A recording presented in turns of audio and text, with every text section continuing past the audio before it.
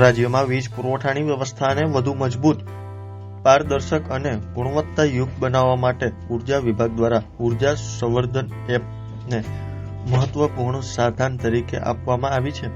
આ એપના માધ્યમથી વીજ પુરવઠા સંબંધિત સમસ્યાઓ પર સતત નજર રાખી શકાય અને ગ્રાહકોને થતી અસુવિધા ઝડપથી દૂર કરવાનો ઉર્જા વિભાગનો પ્રયાસ છે.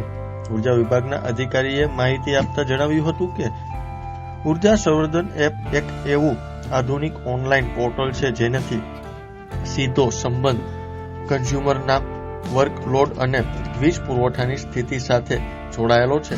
આ એપ દ્વારા કોઈપણ વિસ્તારમાં વીજ પુરવઠામાં ક્યાં કેટલો ફોલ્ટ છે તેનું પણ વીજ પુરવઠા વિભાગ જોશે. ત્યારે જો અમારો ખાસ અહેવાલ અમારા ઉર્જા વિભાગના અધિક મુખ્ય સચિવ શ્રી હૈદર સાહેબ અને એમડી જીયુએનએલ શ્રી જેનુદેવન સાહેબની અધ્યક્ષતામાં મિટિંગ મળી હતી અને તેઓએ ગુજરાત રાજ્યના ઉર્જા મંત્રી માનનીય શ્રી ઋષિકેશ પટેલ સાહેબ અને શ્રી કૌશિકભાઈ વેકરિયા સાહેબને ઉર્જા સંવર્ધન એપ વિશે સમજૂત આપી હતી.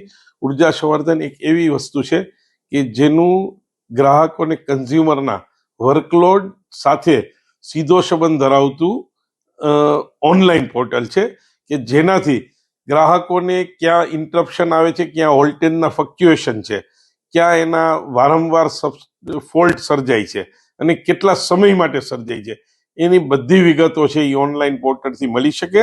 આ માટે દરેક સર્કલ, દરેક ડિવિઝન અને દરેક સબ ડિવિઝન લેવલે આનો એક કંટ્રોલ રૂમ કરવામાં આવ્યો છે અને આ ઉર્જા સંવર્ધન પોર્ટલ ઉપરથી તેઓ આ બધી વિગતો મેળવી અને ગ્રાહકોને ગુણવત્તાલક્ષી વીજ પુરવઠો મળી રહે તે માટેનો એક ખાસ અભિગમ છે.